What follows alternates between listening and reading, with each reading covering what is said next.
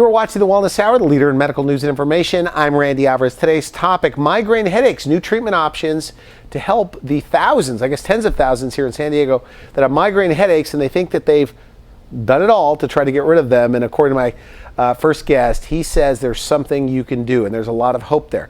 With us, we have Dr. Eli. Dr. Eli, welcome to the program. Thank you for having me. Now, before we get into today's topic, your practice, for people that don't know what you do, I guess you specialize in orofacial pain. Did I say that right? Yes, my practice is focused at the treatment of orofacial pain and headache. I know some of the medical doctors that refer you people. Joel Berger, he's been on the show. So who refers you patients, by the way? For people for migraines or this facial pain or jaw pain? The people who primarily send us headache patients are neurologists in town and some primary cares in town. The people who send us craniofacial or TMJ patients are usually the oral surgeons and the people in that, the dentists who maybe have done a weekend course or a few weekend courses. They'll send patients who they're having difficulty with to us. So your center, okay, so for specifically the migraine headache person, by the time they get to you, okay, what's the current migraine in our medical system? How is it done, and how do they end up with you? I guess that's what I'm trying to say. So they end up with us in two ways. Either they're referred from a friend or someone we've treated before. Okay. And we always want them to at least have seen their primary care physician and at least one specialist. We are at about the fourth level of care provider, which is what's found typically in a headache center proper or a university pain center, something like that. So this is a person who our average patient has seen 5 to 7 practitioners prior to us. And a neurologist. Many of them have seen multiple neurologists. So with migraine headache in particular, the hallmark statement is, I've tried everything. Well, I've not yet seen a patient who's truly tried everything. Okay. And so, a majority of what we provide to them is, well, I've never done this and I've never done that. And so they get a sense quickly that we have other things to offer them. Okay. Now, we've talked, and you say that, well, first of all, how big of a problem is migraine headaches just here in San Diego? I mean, because I don't know a lot of people with migraines. 28% of the population, female population, has migraine. Do you have a hunch or a opinion of how many of those could be helped with your treatment? Probably 95%. And you believe that? I do believe it. Okay. Let me give you an example. Okay. A patient we saw last week. She's had headaches for the last 15 years. A month ago, she started having daily headaches every single day. Now, we're just in the early phases of treatment, but I have no doubt in my mind that we're going to have this person back to her baseline headache frequency very quickly, which was twice a month. And then when a person gets 2 headaches a month, we can give them specific medications that will typically take away the head pain within 15 to 20 minutes of its onset, an hour at the most. At what point, and we've discussed, by the time they get to you, they were referred by a neurologist possibly, or another medical doctor, or whatever. But at what point early on would you like to get them, ideally? Like, when do you want to see the migraine sufferer? What are those symptoms? Yeah, anyone who feels like they have tried it all, anybody who feels like they are trapped by their headache, that's who I'd like to see. How many days a month? Like, what's considered pretty bad? If you're missing a day of your life a month because you're in bed, or you're in bed and vomiting, or you're in bed and really, they get that bad? Oh, absolutely. Migraine. A lot of people really misunderstand the word migraine. Migraine is much more than just a bad headache. Migraine is a neurovascular disorder which incapacitates people. And right? If you've never had one, no, trust me, you never want one. It will incapacitate you. So have you seen reversals where somebody with migraine headaches that were really bad turned around completely? As good as you can. Okay. A great example was a firefighter that I treated many years ago. But he stood out so much. He was a paramedic in the back of a helicopter, He was injured at work.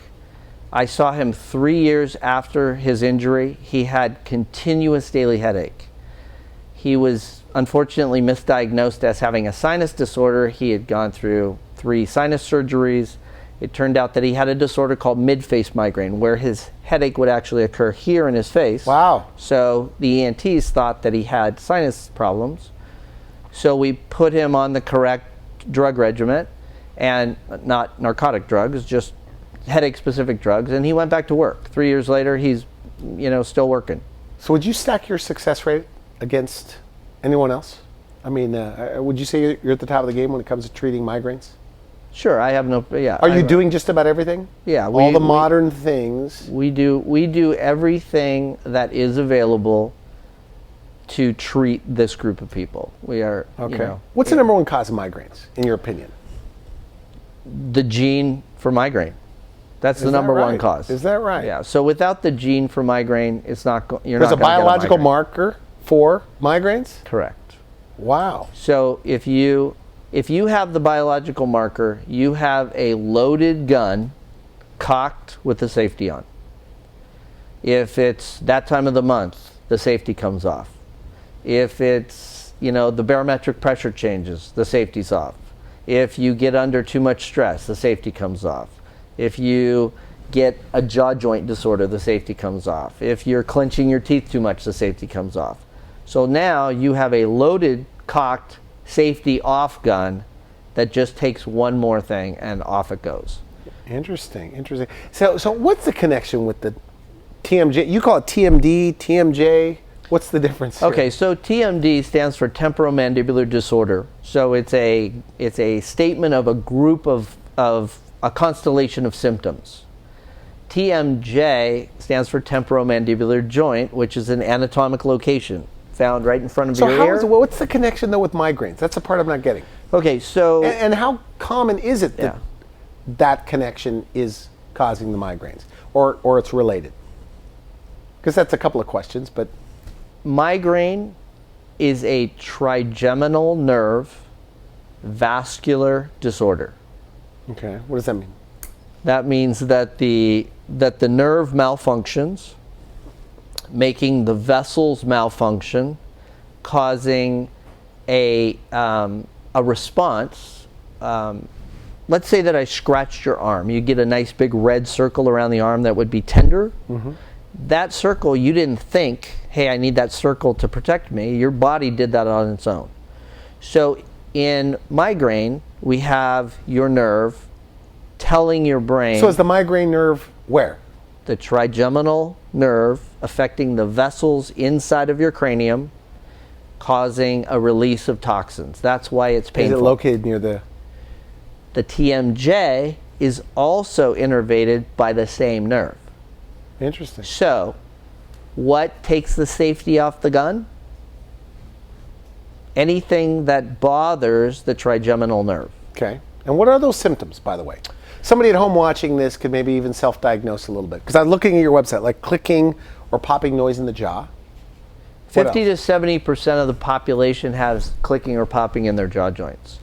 Clicking and popping used to be thought to be a primary symptom of a TMJ problem. We now know that clicking and popping is a primary symptom of a potential TMJ problem.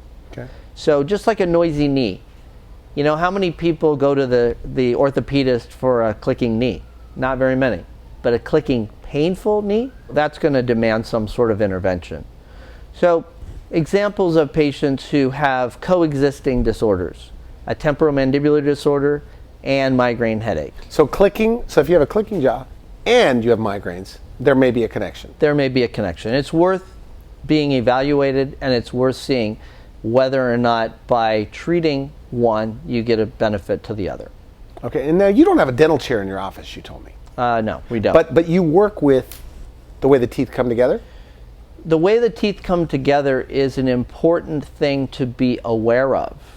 It is part of the big picture. It's, in order to be a good car mechanic, you have to know that tires are supposed to be on the car. You have to know wheels are supposed to be on the car. You have to know what's supposed to be there. Yeah. So if you you know, my physician colleagues, sometimes I feel bad for them because they don't know very much about teeth. And so if there's a problem inside of the mouth that's irritating the trigeminal system, that nerve we're talking about? Okay. Then that migraine patient that they're treating, they might not be making any progress at all because they're not able to identify that risk factor. So that was part of what my postgraduate training was all about. That was to take dentists who had interest in temporomandibular joint disorders, okay, and educate them well enough in the fields of medicine, not to become an expert in those fields, because we have experts in those fields,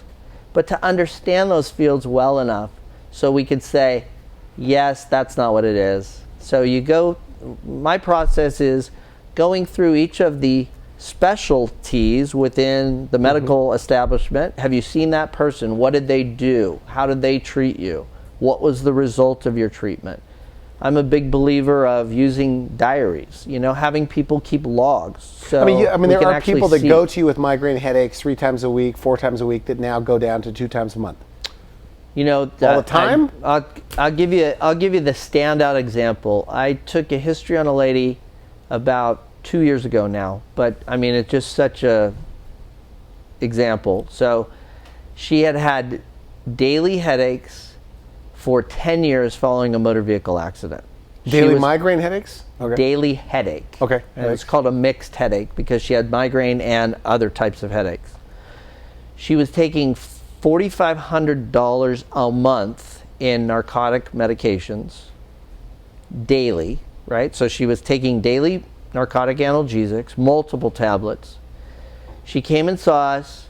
By the time she left our practice, which was about 3 weeks later, she was taking $4 a month in meds. None of them were narcotics, and she had 2 headaches a week. Is that that right? lasted, you know, probably 30 minutes or less. So that's the big change. Is it mostly women that have migraine headaches? Women are more afflicted than men. Is there a hormonal component? I guess this is a big topic. I'm trying not to get sidetracked here, but there is a hormonal component to this? There's a hormonal trigger. So again, you know, what happens is, as I explain it to patients, or try to explain it all the time, is if you're going to get a headache, if you have the gene for headache, then you're at risk. So your hormones take you closer to the edge, the barometric pressure takes you closer to the edge, your stress takes you closer to the edge. Our job is to identify all those things and move you back away from the edge. And do you do it all the time? Every day. So a migraine sufferer comes into you, and your goal, like you say, is you want to get them early on. And does insurance cover most of what we're talking about? Yes. With what you do? Yes. Are you does it cover all of what we're talking about? I mean, if you have a PPO insurance, does this cover it? Yes, I mean, we bill PPO insurance. We're on most of the health plans in San Diego. Okay, and like we've said, there's thousands of people in San Diego that are suffering that don't have to be. I believe that's true. Okay. And, you know, that's why we're here. So what is it, when they go in, what are the frequently asked questions? So a migraine headache person goes into you. What do they want to know? What do they ask you every time? They want to know what I'm going to do different. They want to know why I think I can help them. And they are skeptics like you can't believe, like they should be. You know, can you hear, like have you been doing this long enough where you can hear their symptoms, hear their excuses, hear their, you know, lifestyle, whatever, their medical history, and go, I think this is going to be good? You know, one of the real problems that I have daily, and I had that this morning with a patient. This gentleman had a neuralgia, not a migraine, but a neuralgia. He had seen 4 dentists, a neurologist, a neurosurgeon, and I knew what his problem was 10 minutes into the interview. But the reason I knew what his problem was is because who he had seen ruled out so many of the different so that's the training. The training helps you understand what is off the table as far as diagnosis. Now, I'm not trying to side with you. People don't need to know this is a real interview, but you probably have more training in migraine headaches and you know, pain of the face and head than most guys. Is that fair to say? In San Diego? When I graduated, yes or no? I mean, yes. When I graduated from UCLA, We had 4,000 hours of training in and around the word pain. Is that right? The graduating MD the year in 1992 had 4 hours of training in pain. Okay. When he graduated. So, if they went on to be a neurologist or a rheumatologist, they obviously got more training. So would you say you had a couple of thousand hours of clinical experience with patients? Absolutely. That was in my training. I've been practicing for 20 years now. And so another remember, thousands of hours with migraine headache. Started in the pain centers. So are you in a position where you have the training to manage their medications if they're coming to you on a bunch of medications? Yes. Do you have the training to wean them off medications? Yes. And also the dental training if they need to go that route to fix their TMJ or TMD or whatever it's called. When we identify that they have a TMD problem and if it requires some sort of intervention, then I recruit my colleagues in the dental profession to do the dental work. Okay, I've chosen not to do the dental work anymore. So you oversee that? Correct. Do you save people a lot of money, by the way? Yes, we do. Okay. I guess, it's hard to say yes. I know you have frustrations, by the way, and we won't get into them here. Okay. But I'll share with people who are watching this, or the people that are watching this, that a lot of people are maybe going down the wrong treatment path, possibly, and they're paying a lot of money. And for people that are treating TMD or TMJ problems, when maybe there's another route that's a lot less expensive. Is that fair to say? I think that's very fair to say. And again, there's many different ways to solve problems, and I'm not claiming that we have the only way to solve a problem. So if you're working with a practitioner and that practitioner has some postdoctoral training, be it even a weekend course or a series of courses like that the Las Vegas Institute, for example, puts on, that's a good training program. What those programs really don't do well is teach you who not to get involved with, right? How do you identify the person who's beyond your capability? So that in lies the problem. And that's probably the biggest single frustration is, you're taking on these cases that they're half in and most of the guys won't get out. They will finish and then, make it the patient's problem. All right. So like everything else in medicine, it seems that early treatment is better. So if you catch an early migraine sufferer, maybe they didn't have migraines, and all of a sudden they wake up at 30, 35, 40, and all of a sudden they're getting migraines, is that a patient that will have better results with you? Early treatment is always helpful. The sooner a patient knows what they have, the resources they have to work on what they have, and an understanding of their disorder, they'll do better. But could you get them out of pain earlier if they could come to you earlier? That's what I'm trying to say. Like a lot of people probably suffer with migraines 2 times a month, 4 times a month, then it moves to 8 times a month before they do anything about it. They self-medicate, whatever. Correct. So how do you get these people in then? Because that's a challenge, right? First they go to their primary care. Most migraine patients, because there's a genetic component, most migraine women especially, have been trained by their mother as to what migraine means. Migraine means go in your room, put a pillow on your head, and suffer, and lose a day. And deal with it. Yeah, I mean, it's... And the men are the same way. I mean, but Look, the men they think the wives are just exaggerating maybe. Randy, what I have said many years ago is if migraine was a male-dominated disorder, it would have been cured a long time ago.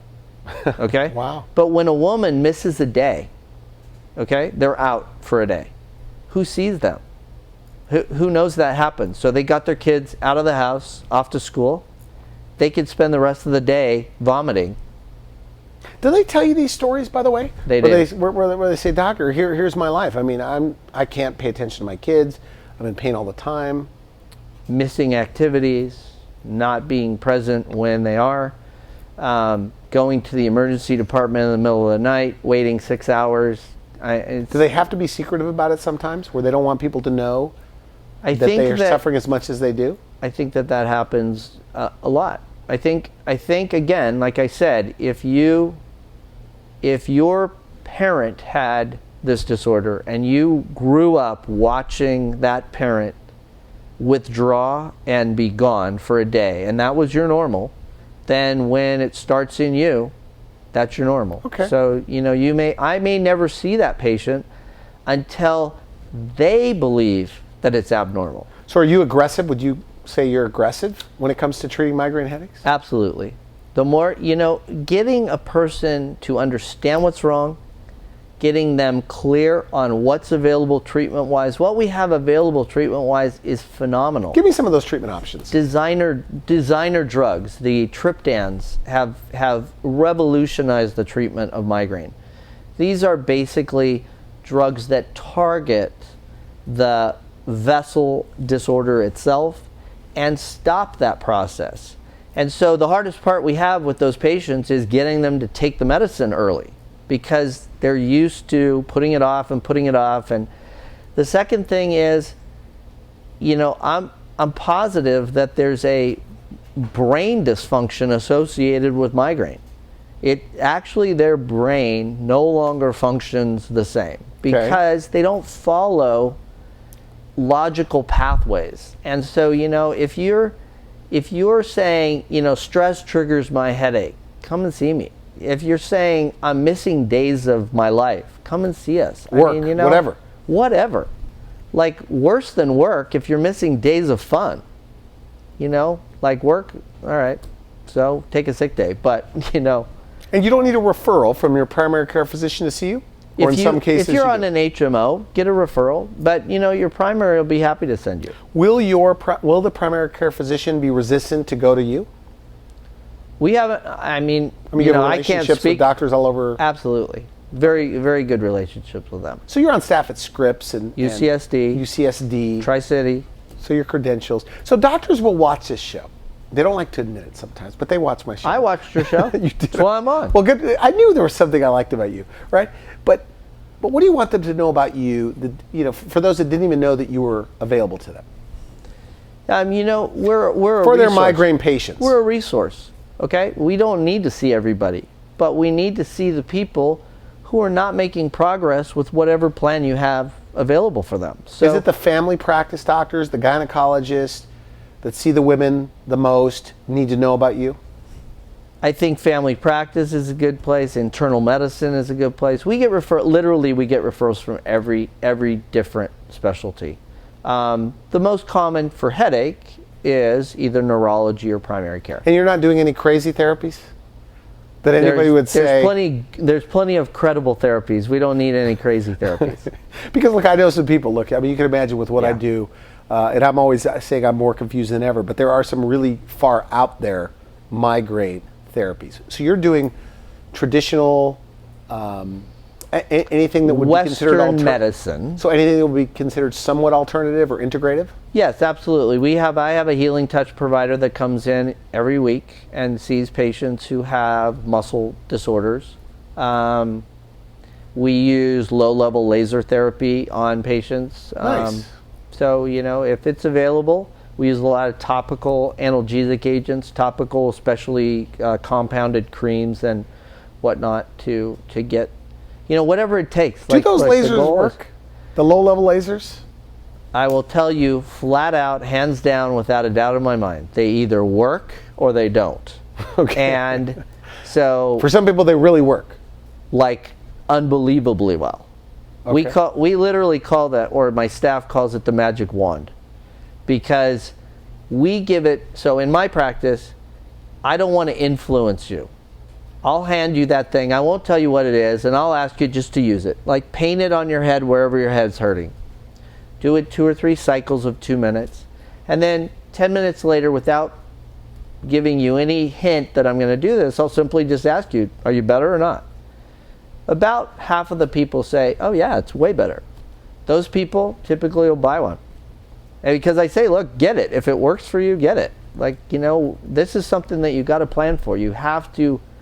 The more you have available. So you get involved in their diet, you get involved in, the medications if you have to. And your goal, obviously, is to wean people off as much as, if they don't need them. Yeah, there's certain medications that are very problematic. The analgesics, Excedrin, the drugs in that category. That's what you would think would be perfect for a migraine. Yes, and unfortunately, Excedrin is the number 1, and Furacet or Furanol is the number 2 most commonly overused medicine for headache. So you don't like those? Well, unfortunately, what happened? I don't like headache. them. That's like a migraine headache, isn't it? I don't like them only because as you use more and more of them. So if you're using them more than 3 to 4 times a week, then you are at risk for developing a disorder called analgesic rebound headache, which means that the pill you take to fix your head will give you another headache.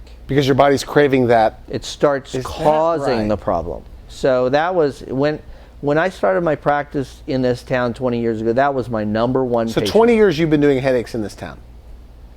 So you've helped people. Do you think there's people watching this right now and that's the guy that took care of my migraines? I'm quite sure that there is those people. What is hopefully. it like, and we're out of time, but what is it like on day 1? I mean, how soon before you give them a diagnosis and begin treatment? You know, that's a very difficult question to answer. It depends on how many people they've seen.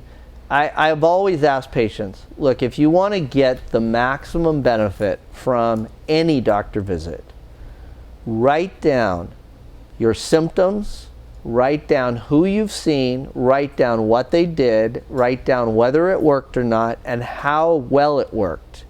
Because at a level of care like I give, that's all I want to know. I want to know who have you seen, what have they done, what worked, what didn't work. That gets me on the right path quicker than anything else there is. We're out of time. Final message. Somebody watching this, they have migraines, they're skeptical. Maybe they have a migraine right now. What do you tell them? What's your Well, advice? if they have a migraine right now, turn off the lights, cover your head, and take your medicine. Okay. But if they don't have a migraine right now, you know, go to our website, take a look at what we have, call our office, come in and see us. I mean, what do you have to lose? You have the rest of your life to feel better. And they'll get to see you most of the time? Most of the time, I still see all the patients. So, I have staff that takes. So eventually some of the in the process, they will see you. Yeah, they will see me. Okay, good. I want to thank you for coming on the show. Thank you so much. Good for you.